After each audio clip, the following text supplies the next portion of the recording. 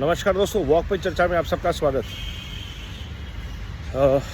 Israel के ऊपर Hamas ने हमला किया और जिस तरह से हमला हुआ है वो शॉकिंग तो है ही है।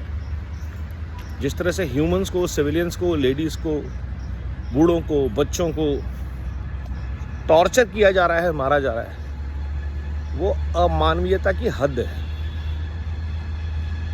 और हमें ये ज़्यादातर शॉकिंग नहीं लग रहा क्योंकि हम ये सीन देखते आए हैं। चाहे सर तन से जुदा कर रहे हो लोगों का, चाहे कश्मीर हो, चाहे पार्टीशन के दंगे हो, चाहे फर्स्ट एक्शन डे हो, डायरेक्ट एक्शन डे हो, भारत ने ये सब देखा है। इस माइंडसेट को हम जानते हैं और इसी माइंडसेट पे एक कम्युनिटी को गर्व है, इसलिए वो बार बार 15 मिनट की धमकी देते हैं कि हम इतना उत्पात मचा सकते हैं, इतना खून खराबा कर सकते हैं कि आप सोच नहीं सकते, हम इतने सारे लोग हैं। जब माइंडसेट किसी का ऐसा हो तो उसका क्या इलाज हो सकता है? जब आप बार बार इस चीज़ को थ्रेटन करते हैं और अपने यूथ को मोटिवेट करते हैं इस विचार से कि हम तो 15 मिनट में खून खराबा करके ख़त्म कर देंगे सबको, और हम करके दिखाते हैं। फिर वो अफ़गानिस्तान में करके दिखाते हैं, रेड्स में करके दिखाते हैं, महिलाओं को, बच्चों को एब्यूज़ करके दिखाते हैं, डेड बॉडी से रेप करके दिखाते हैं। So when Israel strikes back, जब इज़राइल वापस हमस की बजा रहा है, इनको नेस्तो नाबूद कर रहा है, तो भारत के कम से कम सेक्युलर लोगों को फ्री फ़लस्तीन और आई स्टैंड विद फ़लस्तीन शर्म के मारे ये ट्रेंड नहीं करना चाहिए।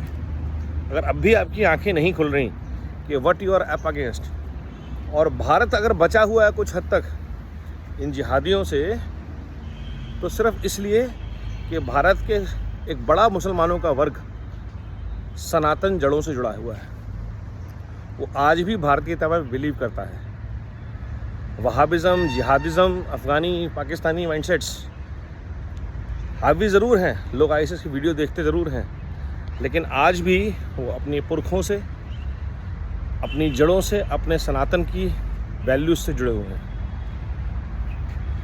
और उसके ऊपर जो भारत सरकार है आज के डेट में, वो नो नॉनसेंस मोड में है। डिसप्रपोर्शनेट यूज़ ऑफ पावर किया जाएगा। कोई भी किसी भी कंट्री में, ख़ास तौर पे भारत में, ऐसा कोई प्रयास करे उसके खिलाफ डिसप्रपोर्शनेट पावर का यूज़।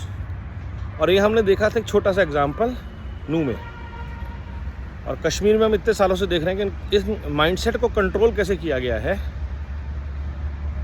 जहाँ आप इन्हें छोड़ देंगे वहाँ ये सरतन से जुदा कर देंगे आपका। ये रेडी हैं। ये जो माइंडसेट है, ये 20-25% लोग जो हैं मुसलमानों में, ये रेडी हैं इस चीज़ के लिए, और इनको सपोर्ट है लगभग 75 में से 90% लोगों का। जो 75% बचे हैं उनमें से 90% लोगों का टैसिट सपोर्ट है कि नहीं, ये तो हमारे साथ हज़ारों सालों से जुल्म हो रहा है। ये हमने भारत में बसें जला दी प्रोटेस्ट में क्योंकि इज़राइल ने हमास पर हमला किया था।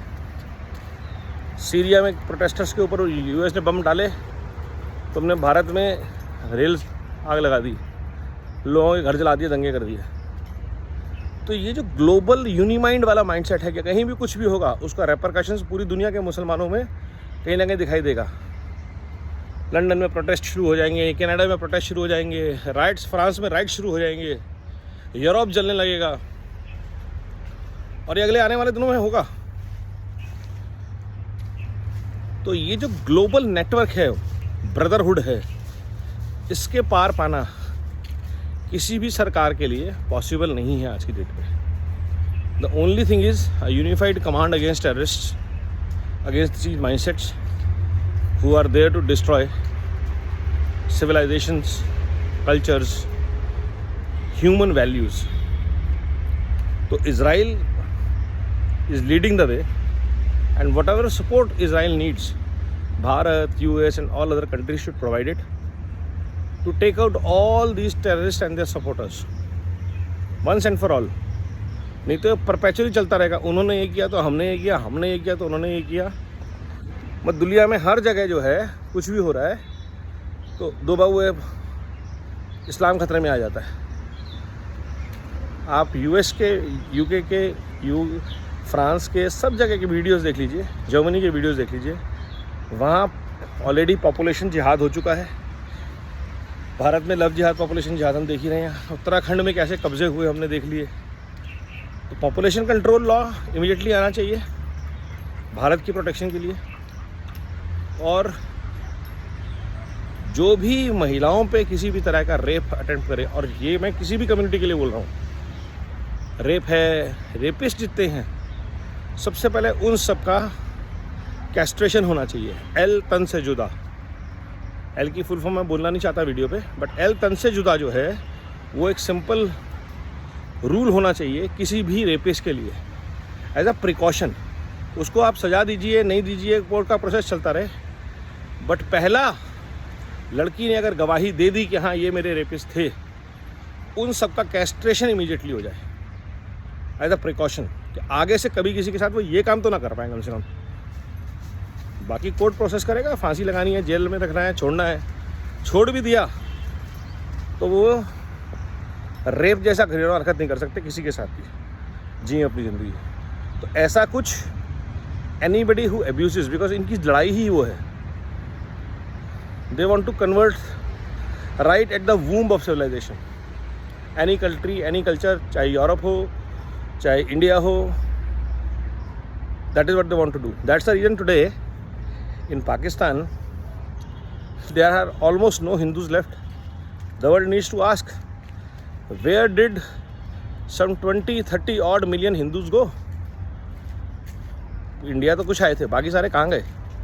That's the question that everybody needs to ask. सोचिए, ये आज की बात नहीं है, पिछले 50, 100, 500 सालों से यही चल रहा है, 1000 सालों से। That's the way they are groomed, they are conditioned, they are educated, they are trained. Bharat के सबसे अनुरोध मुसलमानों से, सिखों से, जुड़ी अपनी सनातन परंपराओं से, समझिए हम क्यों महान हैं, क्यों हस्ती नहीं मिटती हमारी। धन्यवाद। वंदे मातरम, वंदे भारत।